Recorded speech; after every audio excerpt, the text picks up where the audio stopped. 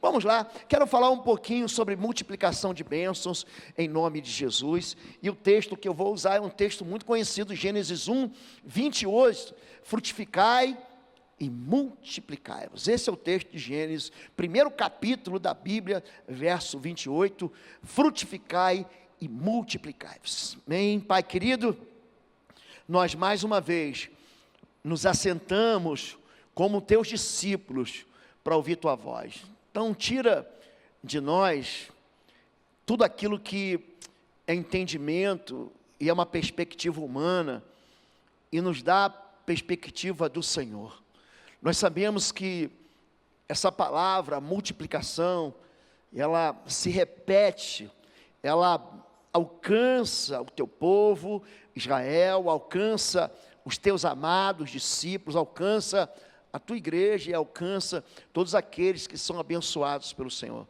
E é isso que nós pedimos a Ti, a Tua bênção e o teu favor aqui, uma voz que nos aconselha a seguir um caminho de obediência em nome de Jesus. Amém? Em Gênesis 26, Deus vai falar para Abraão a mesma coisa que já vai falar para Isaac, a mesma coisa que já havia falado para Abraão.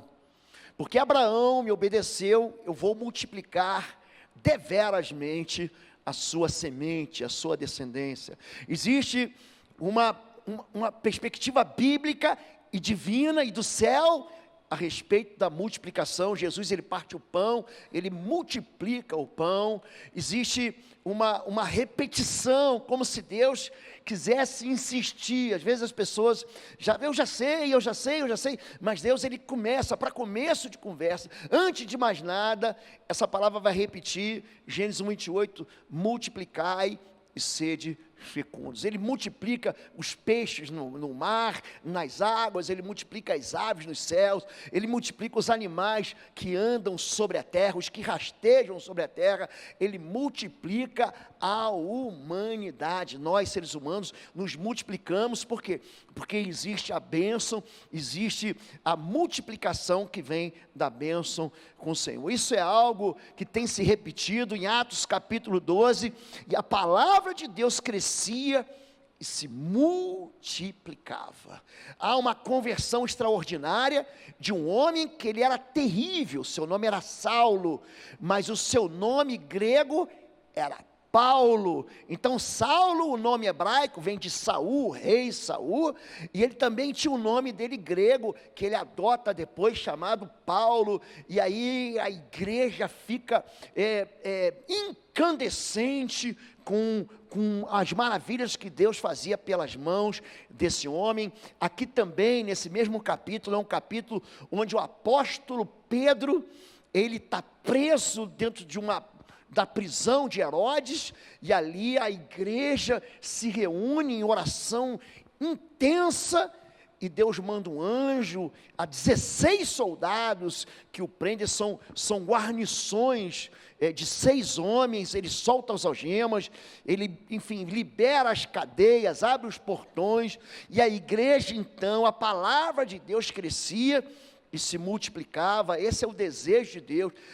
Dentro daquelas operações, soma, adição, divisão, você vai ver que a operação que Deus mais gosta de fazer é multiplicação. A gente, inclusive, a minha geração multiplica, assim, a tabuada era de cabeça. Eu me lembro da argüição oral. A professora vinha, amanhã eu vou tirar a tabuada do 2, do 3, tudo moleza, 4, 5, aí quando chegava na tabuada do 7 e do 8, né, 7 vezes 8, né, a pessoa não pensa? Quando você fala 3 vezes 3, você manda o 9, 4 vezes 4, você, agora quando você fala assim, 9 vezes 7, também é moleza, mas a tabuada do 9, você bota ela ao contrário, você decora, mas são coisas que você vai, Deus, ele ama a multiplicação, não é que Deus dá em dobro, é que Deus triplica, ele multiplica, e isso acontece aonde? Com a palavra dele, que se estende, se multiplica, é o conhecimento de Deus. A vida, ela pode ser multiplicada. Provérbios 4:10, ouve, filho meu, e aceita as minhas palavras, e se multiplicarão o quê? Os anos da tua vida. Então Deus, Ele não se alegra com a morte do que morre, Ele não quer impedir, Ele não quer retirar os anos de vida, pelo contrário, Ele está dando para a gente um caminho de obediência. Esse caminho de obediência vai levar a gente para onde, gente? Para onde que Ele vai levar a gente? Para fartura de dias. Ele promete isso para Davi, promete isso para o próprio Abraão, e Ele promete isso para quem obedece e honra pai e mãe. Não é só o pai, é o pai e a mãe. Honra o teu pai e a tua mãe, para que tudo te vá bem e os teus dias sejam longos sobre a face da terra. Isso é um princípio de obediência que traz uma colheita para a gente. Há uma colheita de alegria multiplicada. Isaías 9:3, tu multiplicaste a nação, a alegria lhe aumentaste, todos se alegrarão perante ti, como se alegram na ceifa, e como exultam com aquela alegria quando repartem os despojos. Então, essa repetição de multiplicação dessa palavra, ela se estende. O pessoal pensa em multiplicar, pensa em quê? Em dinheiro. Não, pastor, eu quero multiplicar o dinheiro no meu bolso, né? Tem propaganda hoje que está ensinando a fazer bolo. Não, quero fazer bolo de dinheiro, pastor. Tem gente que só, quando fala em multiplicação, quando fala em prosperidade, ele pensa sempre em quê? Grana. Mas ele está falando aqui sobre alegria, sobre gente que faz festa. É interessante que há uma associação. Tem muita gente que fala assim, não, porque o fulano, ele deu cabo da própria vida, porque ele estava muito triste. E tem gente que tem muito dinheiro e acaba com a sua própria vida, porque não tem nenhuma alegria, apesar de ter muito dinheiro. Então a multiplicação, ela chegou até quem? Chegou até nós. Em Atos 6:7, e crescia a palavra de Deus, e em Jerusalém se multiplicava muito o número dos discípulos, e grande parte dos sacerdotes obedecia à fé.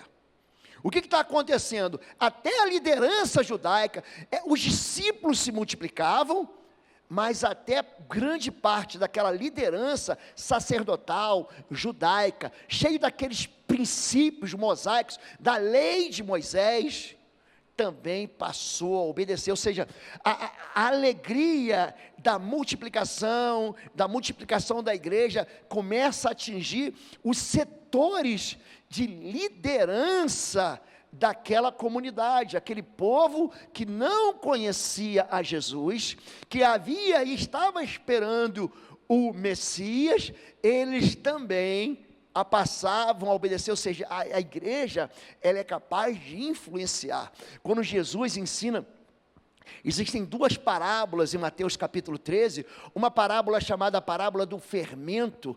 Então, o reino de Deus é como uma mulher, que ela pega um fermento, mistura na massa, e a massa cresce. É um pouquinho de fermento que faz a massa desse tamaninho ficar desse tamanhão, não é isso? Ele fala, o reino de Deus é como uma semente de mostarda, que ela é misturada na terra, ela vai o quê? Incentivar a terra. O que ela faz? Ela vai crescer, ela é menor das sementes, mas ela se torna maior das hortaliças, e ela se torna abrigo para os passarinhos. Ou seja, ele está falando que a igreja, ela é capaz de influenciar. A sua multiplicação vai atingir pessoas que estão além, que estão acima de nós, que estão posicionadas como liderança desse povo. A igreja, aqui, existem visões que a gente já vai ver, da igreja em células, da igreja com células, da igreja em eventos, mas aqui o texto de Atos vai dizer que a igreja se reunia tanto no templo, quanto nas casas. Diz assim, Atos 2, 42 a 47, eles se dedicavam ao ensino dos apóstolos, e à comunhão, ao partir do pão e às orações. Texto que o pastor Marcos leu aqui com a gente. Todos estavam cheios de temor, e muitas maravilhas e sinais eram feitos pelos apóstolos. Todos os que criam mantinham-se unidos. Todos os dias continuavam a reunir-se no pátio do templo, tinha culto todo dia, partiam um pão em suas casas, tinha reunião de células, de pequenos grupos, e juntos participavam das refeições, com alegria e sinceridade de coração, louvando a Deus e tendo a simpatia de todo o povo. E o Senhor lhes acrescentava todos os dias os que iam sendo salvos. Então, não é que as pessoas se convertiam nas casas, não é que a pessoa se convertiu apenas no templo, mas havia todo um trabalho da igreja, que em cada setor ela funcionava trazendo o que, gente? Antipatia, gente, é isso? Gente, é com antipatia ou é com simpatia? Porque é o seguinte, tem igreja que a pessoa tem até medo de entrar. Então a igreja o que é? São pessoas pecadores, como qualquer outro ser humano que nasce, mas que tiveram as suas vidas transformadas. A gente não pode dizer assim, não, pastor, eu sou pecador, e é assim mesmo, porque Jesus mesmo diz que a carne é fraca. Não, Jesus não está dando para a gente uma boa desculpa para quando a gente pecar. Ele está dizendo para a gente o seguinte, vigia, porque a carne é fraca. Então ele está dando para a gente um alerta, ele está anunciando para a gente. Agora, a vida transformada, ela atrai o quê? A simpatia de todos, a ponto de todo mundo querer fazer parte desse movimento, seja no templo, todo dia, seja nas casas, todo dia, partindo pão, perseverando na doutrina dos apóstolos, e mais do que isso, ali Deus acrescentava, havia uma multiplicação, diariamente, dentro daquele movimento de Deus. Então, existem três aqui, você está vendo, três tipos hoje, que são assim, basilares, quando se fala de igreja. Igreja por evento, só tem evento. Só os pastores praticamente vivem de incentivar o povo, vai ter uma convenção, vai ter um seminário, vai vir uma pessoa importante. A igreja por evento, ela não cria relacionamento. Relacionamento a gente tem quando a gente se conhece, quando a gente senta na mesa junto, quando a gente olha nos olhos, quando eu posso chorar com você, quando eu posso perdoar você, quando eu posso confessar pecado para você, quando eu posso dizer para você, eu tenho dificuldade, me ajuda, ou eu posso te ajudar. Não é isso? Não é na aflição que nasce o irmão, ou o irmão nasce no dia bom. Aquela pessoa que você confia nela por quê? Porque um dia você estava numa situação, num beco sem saída, ela foi lá o quê? E ela livrou a tua pele. Ela falou assim, ainda que todos, não é Pedro não, a todos te nega, eu não vou te negar. Então, a igreja por evento, você chega aqui, olha para o lado, você não sabe quem é quem.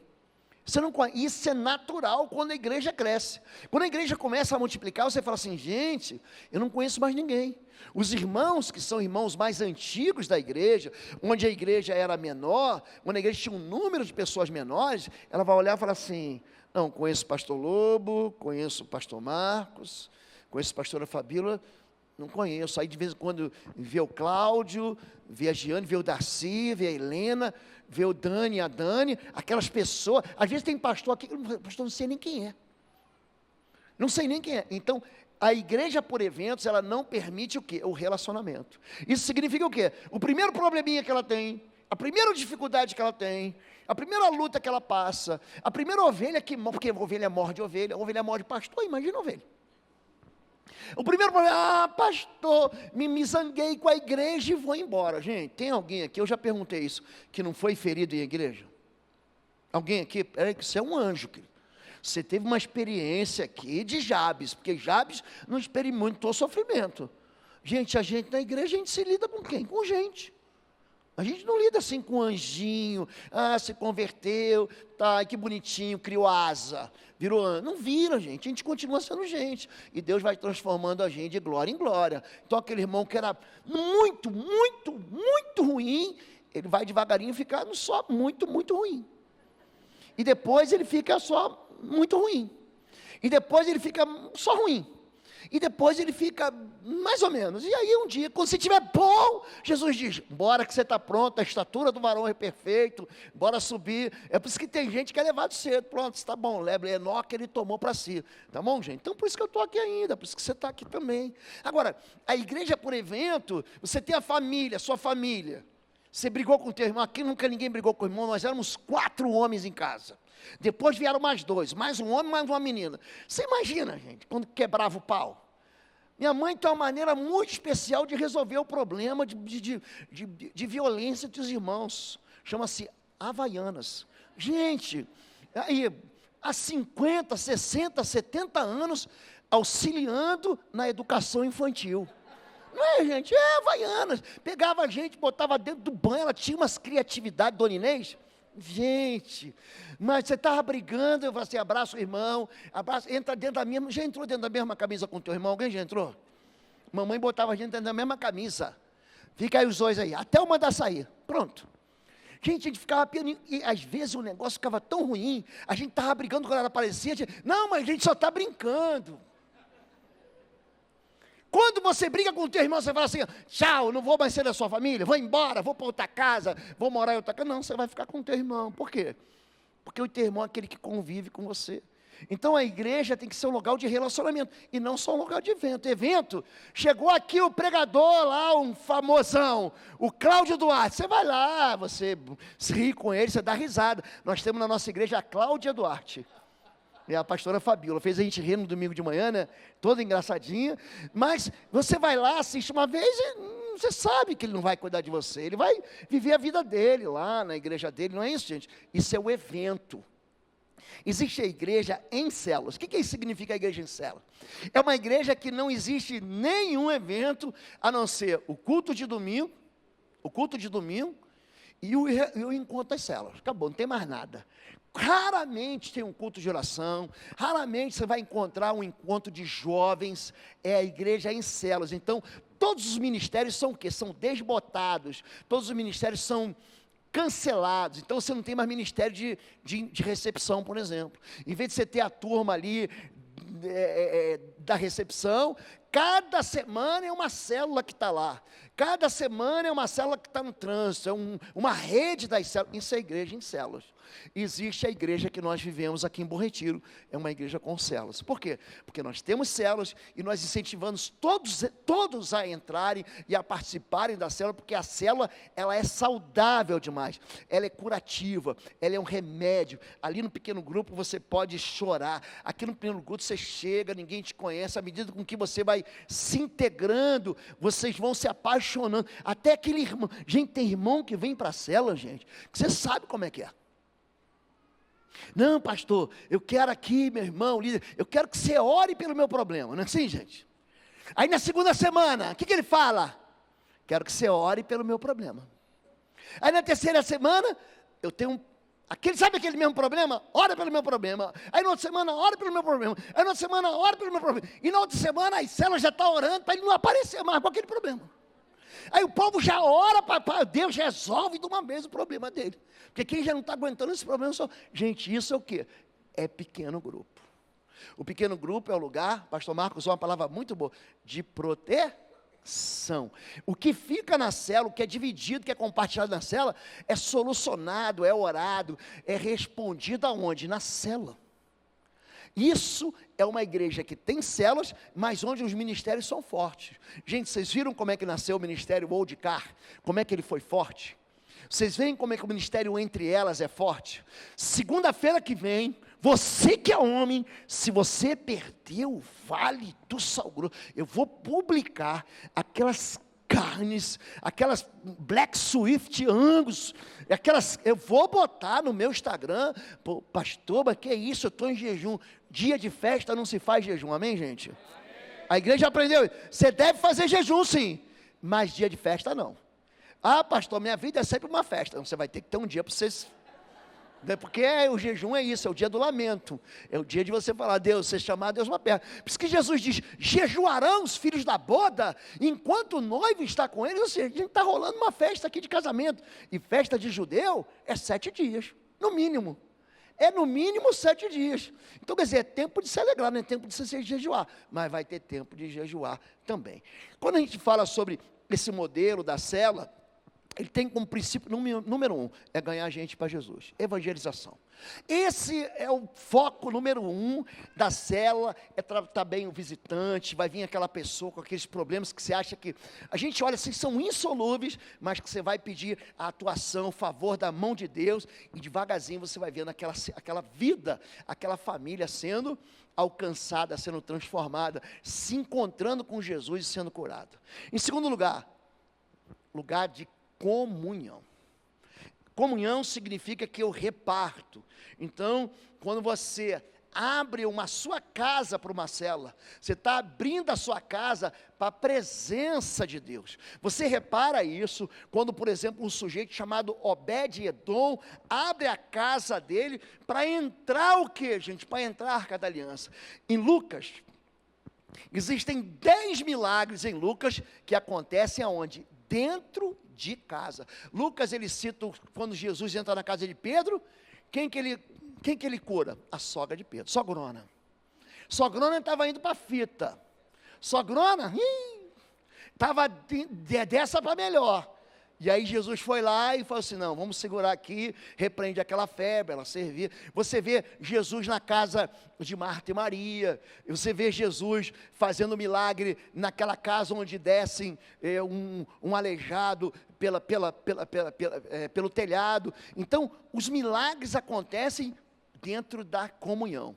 Eu sempre cito Salmo 133, é na comunhão, né? Como é bom que os irmãos vivem em comunhão, é como óleo precioso que escorre da cabeça, da barba e da gola de Arão, ou seja, existe uma bênção sacerdotal. Arão era o sumo sacerdote, e aquele caldo que descia da cabeça dele, era derramado sobre quem? Sobre a própria igreja. Dentro da comunhão, Deus ordena a vida e a bênção para sempre. A igreja é um lugar de integração, é o melhor lugar para integrar. Aqui a gente se vê, e aqui eu olho para vocês têm os lugares de vocês, tem. Eu sento assim, ó, eu sei quem está sentado aqui, eu sei quem está sentado aqui. E eu sei quem está sentado aqui. Por exemplo, a cela do Valtinho, senta aqui, ó. De dia, de noite, eu bato o olho, aí eu estou vendo ali a célula dele. Está o Fred, está a Sil, está o Fabinho, está a Cacá. A célula dele está ali, ó, naquele cantão ali, é a ponta direita, né, da igreja, está ali, é o que tem lá. Mas eu também sei quem está na lateral. Então, por exemplo, eu quero ver o Cláudio. Eu busco o Cláudio, agora mesmo eu queria buscar o Cláudio. Eu olhei e falei, esse aqui é o pedaço dele aqui. Então, ele é o capitão do time, mas ele senta lá, senta aqui, né? Ele vem com a Gigi. Eu sei que a família dele está aqui, Claudinho, o William, está sempre aqui, naquela região ali. A gente, dentro da célula, a gente se integra. Então, quando fala assim, olha para o lado, pergunta o nome, cumprimenta, você sabe mais ou menos, fala assim, não, é verdade. O Regis, eu olho para trás, o Regis está atrás de mim. Só que o Regis está mais ou menos ali, ó, onde está o Paulinho e a Yara. É o lugar de vocês. Vocês chegaram um pouquinho, alguém chegou na tua frente hoje, vocês, não é isso? É o lugar do discipulado. Olha para mim. Vocês vão ficar igual o pastor de vocês. A fé que eu tenho, eu transmito para vocês.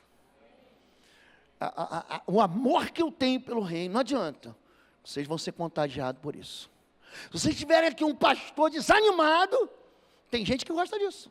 A igreja vai ser desanimada, o louvor vai ser desanimado, as orações vão ser desanimadas. Não tem gente, você vai seguir. As minhas ovelhas ouvem a minha, diga a minha voz, e me seguem. E me segue, então você acaba sendo o quê? Fala assim, eu não vou seguir. Então você que é líder de célula, as tuas ovelhas vão ficar igual a você, por quê? Porque o discipulado faz isso. E não é algo que acontece assim, gente. Jesus, que é o cara, ele para discipular os 12, e um foi se enforcar, aquele miserável do Judas. Aqueles 12 para ficarem, cada um do seu jeitão, mas demorou 3 anos. Então é uma caminhada, é uma jornada, é um lugar de promover nova liderança.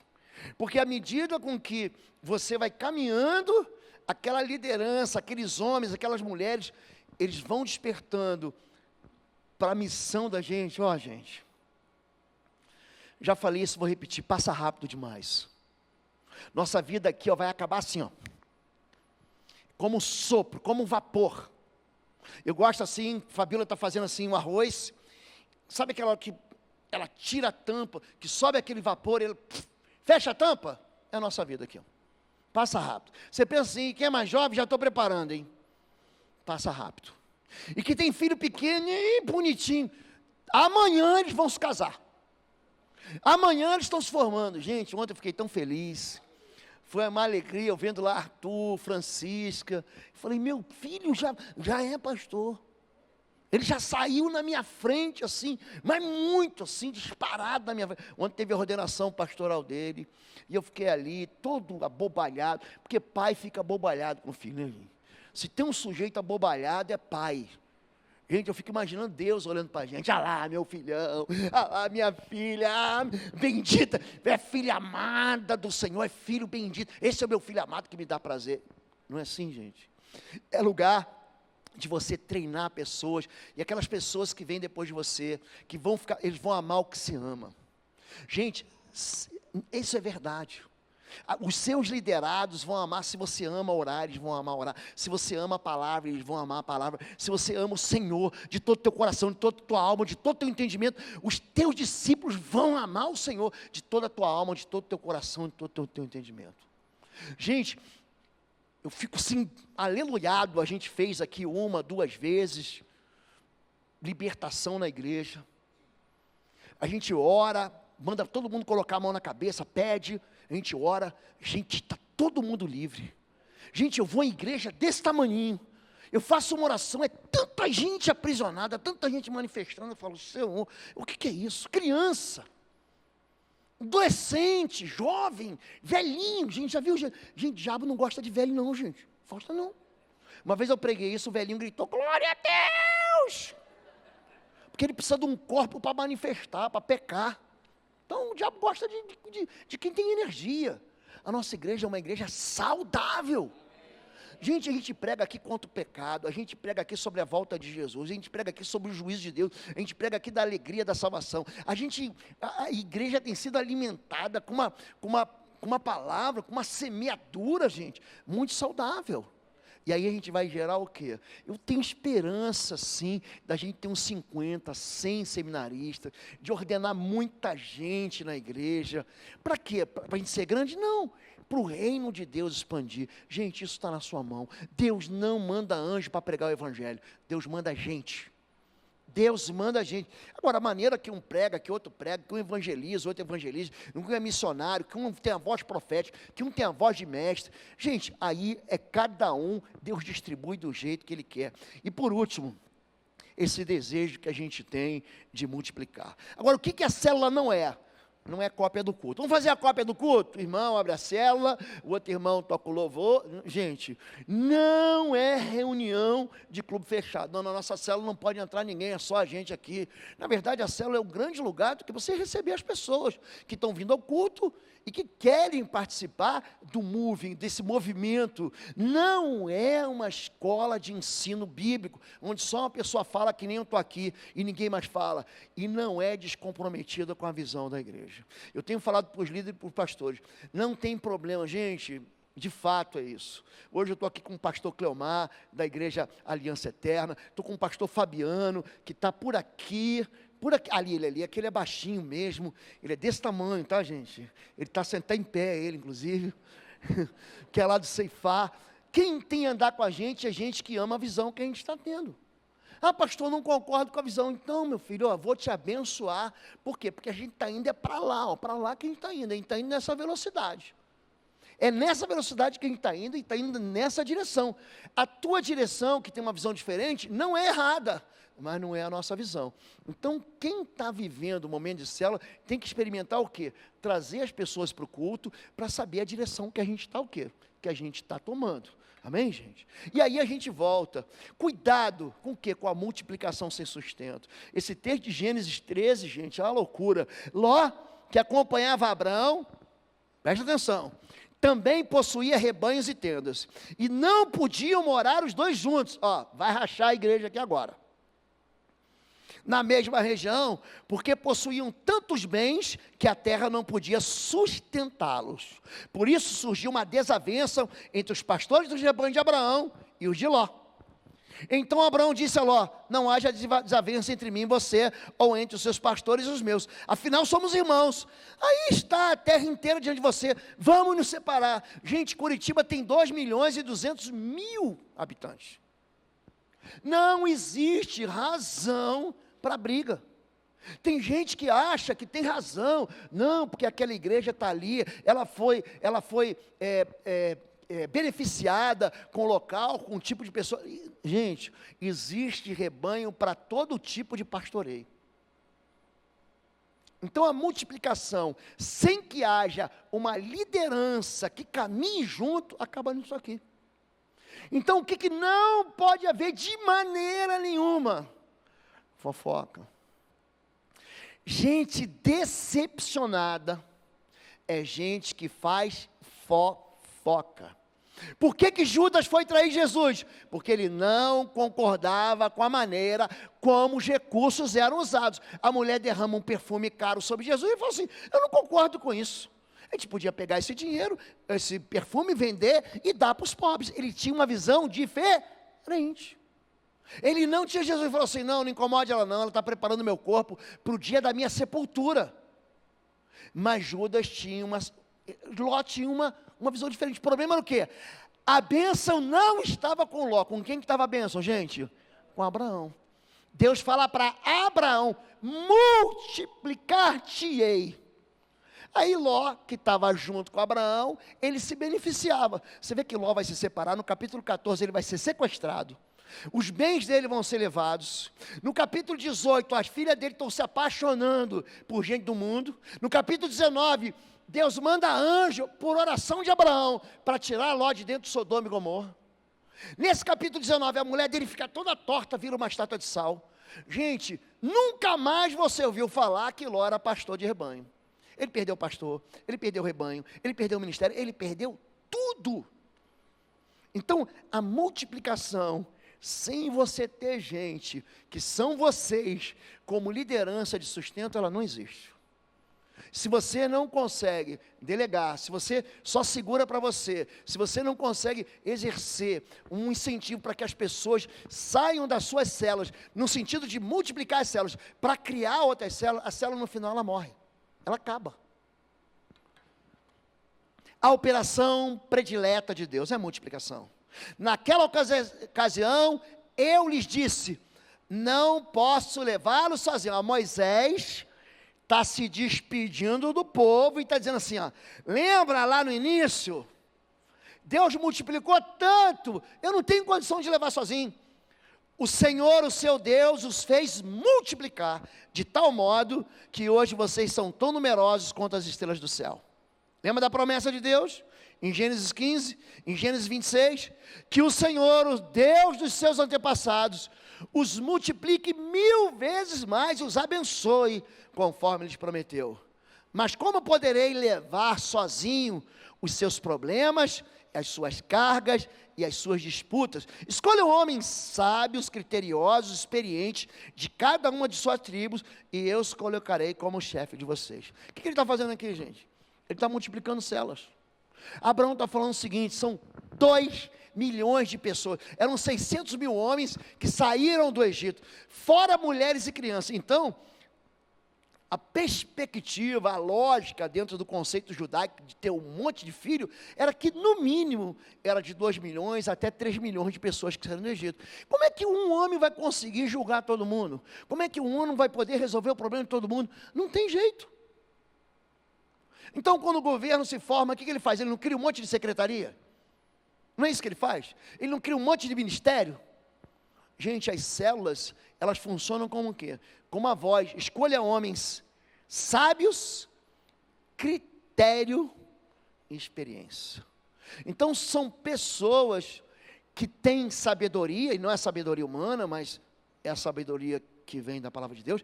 Gente que tem um critério, que não use um peso ou 2 medidas, e 2 pesos e 2 medidas, e gente que tem a experiência. É só isso. A unção está lá, mas a sabedoria foi embora. Sansão tinha unção, gente, sim ou não? Tinha. Gente, mas ele era, desculpa a expressão, marginal. Pensa um camarada que gostava de entrar numa briga de graça, era Sansão. Sansão não podia ver uma moça bonita. Então ele era crente, mas ele gostava de quê? De paquerar todo mundo. Ele fica com uma no capítulo 14, ele se deita com outra no capítulo 15. No capítulo 16, gente, ele está com a cabeça no colo. Às vezes a gente está descansando, confiando em gente que vai roubar a unção da gente. E foi assim, ele dormiu no colo de Dalila. Quando ele acordou, já era. O Senhor o deixou. Então, a operação predileta de Deus é multiplicação. Por quê? Porque a multiplicação vai produzir uma forma da gente cuidar um do outro. A multiplicação traz algo chamado satisfação. Mateus, capítulo 14, 19 a 20. E ordenou que a multidão se assentasse na grama. Tomando os 5 pães e os 2 peixes, e olhando para o céu, deu graças e partiu o pão, os pães. Em seguida deu aos discípulos e estes à multidão. Todos comeram, ficaram satisfeitos, satisfeitos. E os discípulos recolheram 12 cestos cheios de pedaços que sobraram. Em João, ele vai dizer assim, sentem em grupos de 50. Ele diz exatamente. Ele não fala só o povo, senta aí. Mateus, ele não é tão rico em detalhes. João é. Senta em pequenos grupos, aí ele dá para os discípulos, e os discípulos distribuem. Então, toda terça-feira, nós oramos com os pastores, e fazemos uma reunião de discipulado, a gente apara a aresta, redireciona a visão, a gente conserta alguma coisa que está errada, a gente melhora alguma coisa que tem que melhorar. Aí os discípulos, os pastores, eles repassam para os seus líderes de célula, que repassam para a sua liderança. Então a gente prega a mensagem vem mastigadinha para você que é líder de célula, compartilhar e deixar o povo entender aquilo que Deus está fazendo. Ou seja, é importante até para multiplicar você se organizar. É por isso que as células funcionam dentro do corpo humano, não é isso, gente? Por que a gente cresce, gente? Por que a gente é um bebezinho desse tamaninho assim? Nasceu com quanto? 3.500. Já viu mãe comparando? Gente, mãe é um negócio engraçado. Não, meu filho nasceu com 4.100. Nossa, o meu nasceu de 7 meses, 500 gramas assim, ficou na UTI neonatal, mas é um milagre só que homem forte, é goleiro da seleção de handebol do time dele, é a ala do time de basquete, pastor, meu filho, inteligente, nasceu pequenininho, não foi para a escola, era burrinho, pastor, mas Deus abençoou hoje, passou na federal, não é assim? Mãe, não é assim? É ou não é, gente? Mãe, é assim. Mas por que a gente cresce? Porque as células se multiplicam o quê? Saudavelmente. E se a célula se multiplica de maneira anômala, o que é, gente? É câncer. A multiplicação desordenada é câncer. O que você faz com câncer? Você tem que abrir, você tem que tratar, tira o câncer, manda remédio, quimioterapia, radioterapia. Para quê? Para aquilo ali não degringola. É por isso que cada líder está debaixo de cada departamento, que está debaixo de cada ministério, que está debaixo de cada pastor. Se você não consegue obedecer ao teu pastor, como é que você vai obedecer a Deus? Não, porque esse pastor não sabe o que está falando, não sabe o que está vivendo. Gente, o pastor é alguém que vai prestar conta da tua vida. Ele está recebendo o quê? Uma orientação do pastor presidente, que é dirigido por uma diretoria, que é protegido por um CAF, que é orientado por um comim, que dá a visão para a igreja. Entenderam isso, gente? Então, a satisfação, espere resistência. Eu estou chegando no final aqui. Gênesis 16, olha o que acontece quando você cresce. Enriqueceu-se o homem, prosperou, ficou riquíssimo.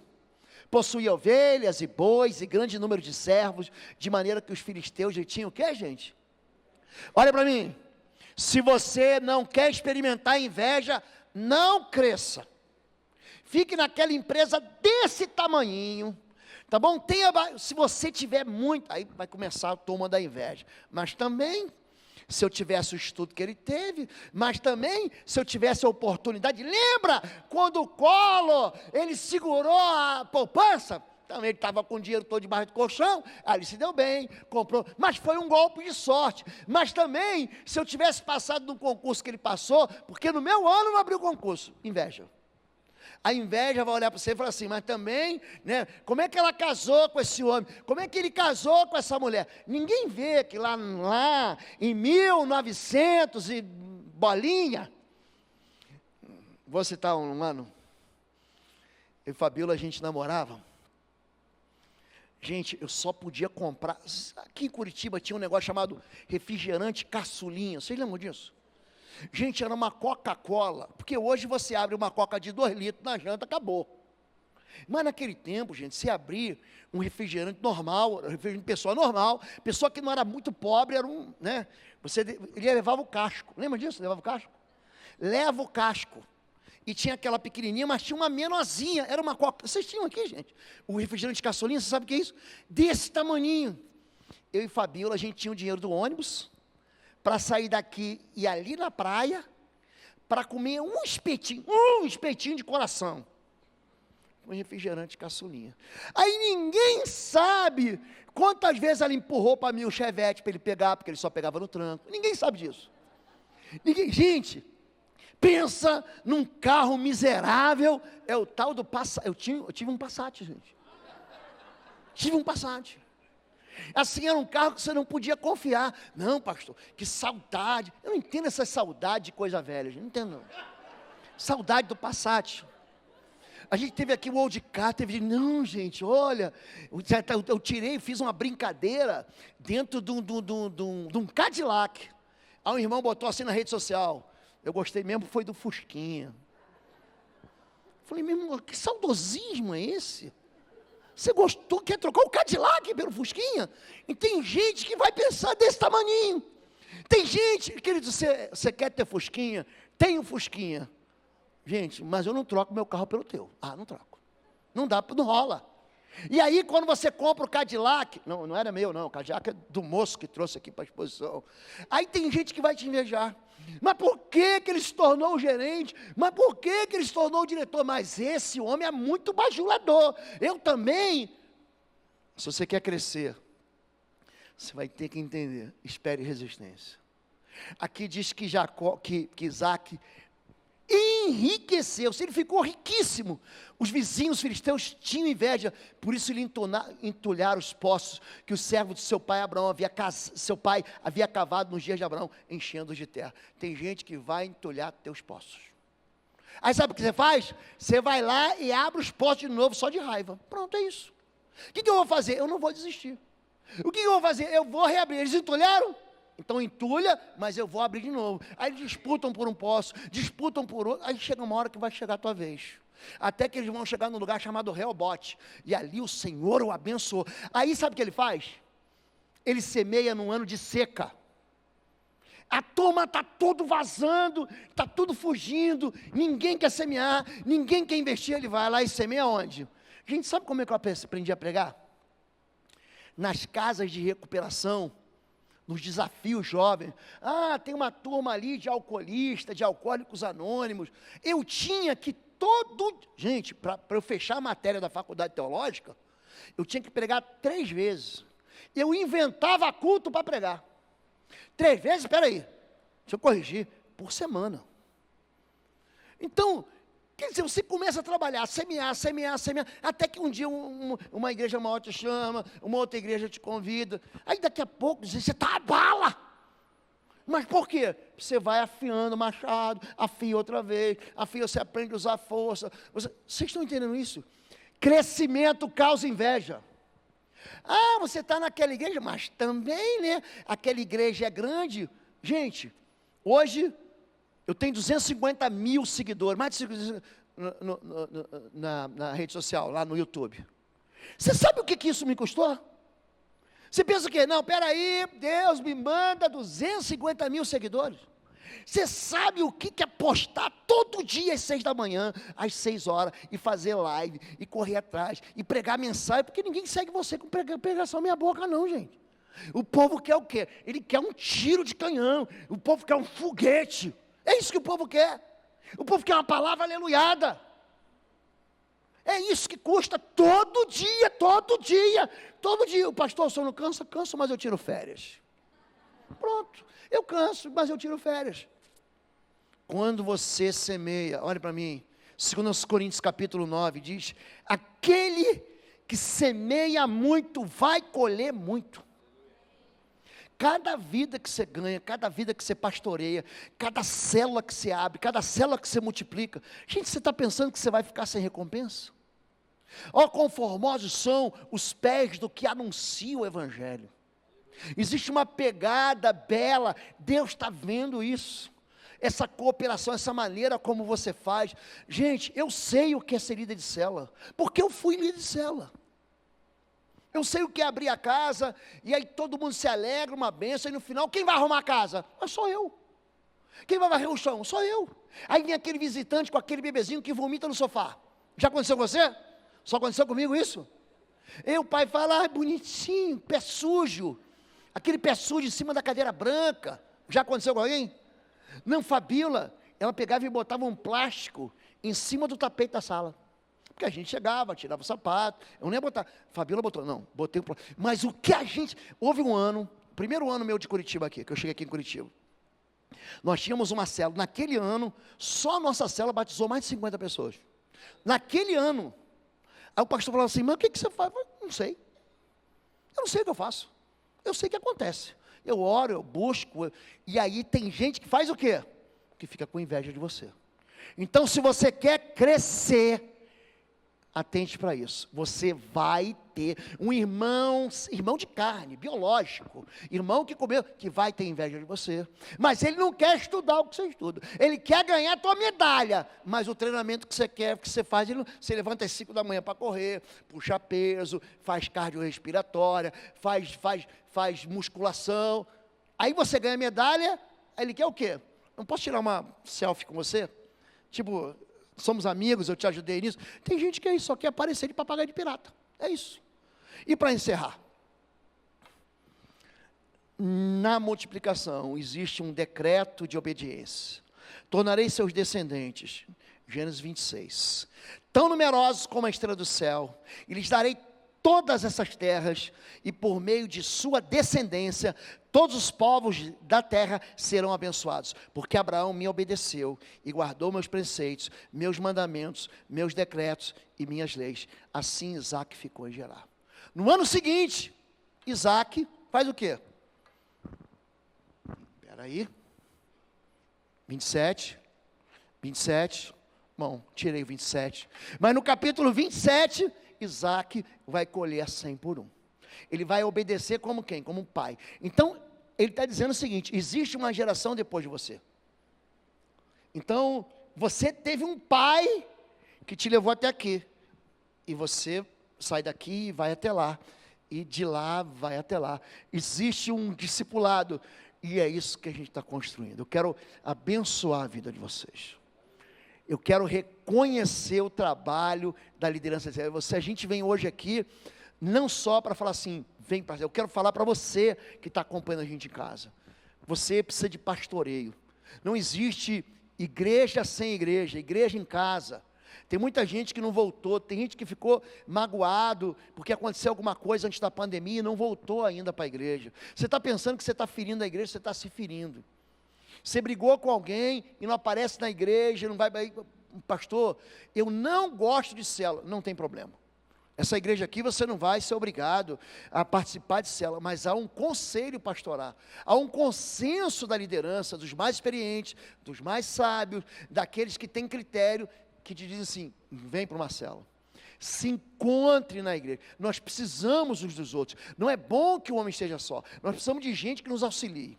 Amém? Vamos ficar em pé em nome de Jesus. Eu quero orar pela cada uma de suas vidas, quero abençoar cada uma dessas vidas.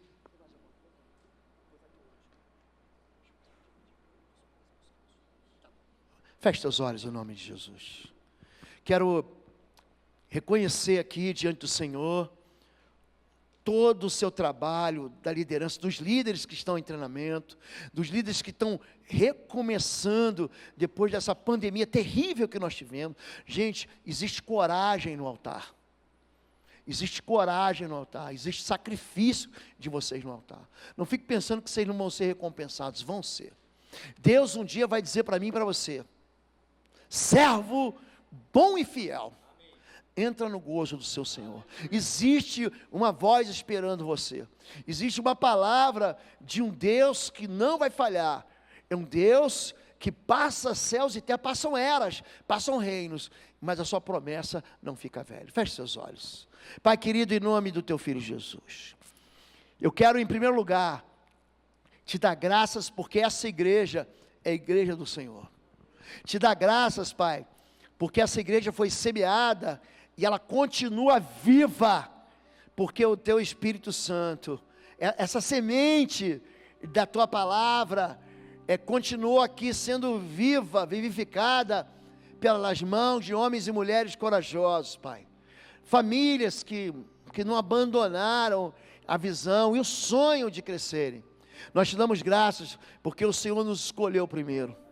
Te damos graças, porque o Senhor tem colocado na nossa vida essa alegria que se multiplica a cada manhã. Te damos graças por causa, Pai, nós temos pastores maravilhosos aqui. Eu preciso confessar diante do Senhor, como é bom, Pai, como é bom caminhar ao lado de pastores como o Bom Retiro tem. Eu te dou graças por causa de cada líder ministerial, líder de departamento.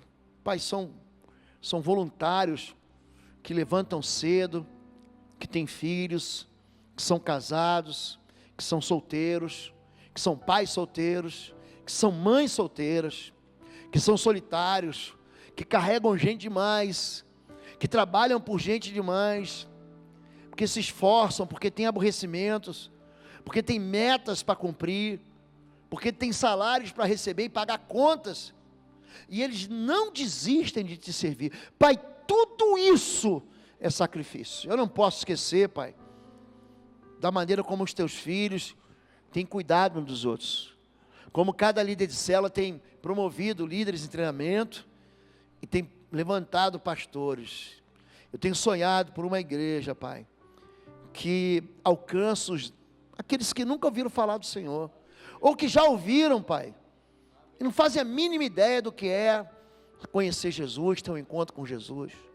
É gente que ainda está vivendo na religião, que acha que servir a Deus é ter uma religião, mas que nunca tiveram um encontro. E é nas células, Pai, que o Senhor faz isso. É dentro das casas que o Senhor promove milagres. É na comunhão dos santos, como diz a tua palavra, que o Senhor opera. É ali que Deus, o Senhor ordena a vida, a bênção para sempre. Quero abençoar cada lar. Quero abençoar cada homem e mulher que abre sua casa para receber gente desconhecida, gente aflita, gente desesperada, mas também que recebe gente alegre, gente feliz, famílias que querem ser integradas. Eu abençoo cada casa, cada lar, pessoas que têm hospedado anjos. Tua palavra diz que seja hospitaleiro, porque Abraão, sendo hospitaleiro, hospedou anjos. Queremos hospedar os anjos também. Queremos convidar o Senhor para que o Senhor recompense cada casa, encha os seus lares de festa, Pai. Que cada encontro de células seja um encontro de alegria, de multiplicação de festa. Quero abençoar, Pai, a vida daqueles que não estão vivendo em células, e que, se um dia precisarem, sabem que tem um lugar onde uma família vai ampará-los, um líder, um pastor vai cuidá-los, vai alimentá-los, como Jesus fez para alimentar a multidão de 5.000 pessoas, repartindo pão entre os discípulos, que assim saciaram, satisfizeram a vontade, a fome de todos, e ainda recolheram os cestos cheios. Eu abençoo o Bom Retiro, eu abençoo o Bom Retiro, Pai. Eu não retiro essa bênção, eu continuo abençoando essa igreja, o crescimento e a multiplicação. Temos sido desobedientes ao Senhor. Pessoas invejosas vão sempre ficar insatisfeitas com o crescimento, mas eu quero pedir que o Senhor nos mantenha resilientes, amadurecidos na fé, para persistirmos no caminho que o Senhor tem nos levado. É assim que nós oramos. Enche-nos de saúde espiritual, enche-nos de esperança, Pai, e enche-nos de amor uns pelos outros.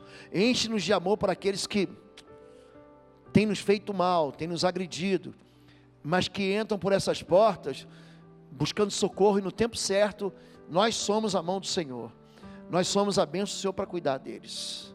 Pai, abençoa a liderança dessa igreja, a diretoria, abençoa o Comim, abençoa o CAF, abençoa todos aqueles que se levantam voluntariamente, a minha diaconia, Pai, como eles são preciosos, o time de diáconos. Abençoa cada ministério, Pai. Abençoa cada homem e mulher que te serve, que te ama, que te segue e que te adora, em nome de Jesus. Amém, amém, amém. Amém, gente? Pastora Fabíola, que ele já tinha me avisado, ela pede, por gentileza, que os pais, antes de virem para a festa do lanche, um só dos pais, busque os seus filhos, tá bom? Para a gente poder aqui celebrar conjunto. Eu queria pedir, não saia daqui sem perguntar e sem dar um abraço em pelo menos 10 pessoas. E gente que você não conhece, dá uma boa noite. E quem não está em célula, pastor, eu quero estar nesse negócio de célula aí, gostei.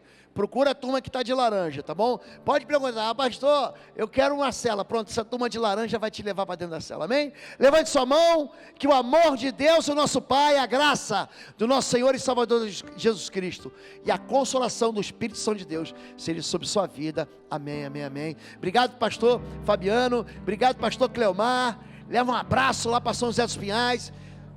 Pastorzão, conta com a gente. Gente, vamos lanchar agora, que a célula é lugar de comida também. Perseverem no partir do pão, gente. Amém.